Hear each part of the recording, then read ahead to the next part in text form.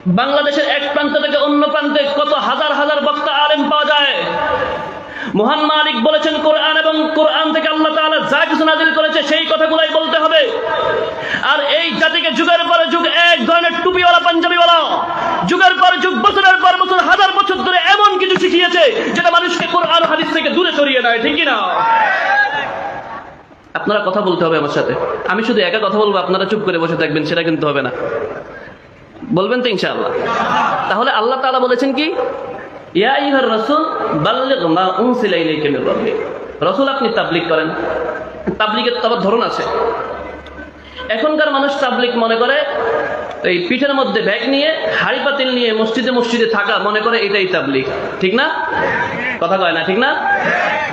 ওরা তাবলীগ মানে কি শিখায়? ওরা মসজিদে থাকে আর খায়, মসজিদের ইলেকট্রিসিটি ব্যবহার করছে, মসজিদের ভিতরে খাচ্ছে। যাই হোক, যারা যারা মসজিদে খাচ্ছে সেটা আমাদের সমস্যা না, কষ্ট লাগে। এরা মানুষকে আকীদা শিখায় না, এরা মানুষকে হাদিস শিখায় না, এরা মানুষকে কোরআন শিখায় না, এরা মানুষকে সুন্নাহ শিখায় না। ফাজাইলে আমল নামক একটা বিভ্রান্তকর কিতাব, একটা যেই কিতাবের মধ্যে কোরআন ও সুন্নাহর বিরোধী হাজার হাজার বক্তব্য আছে।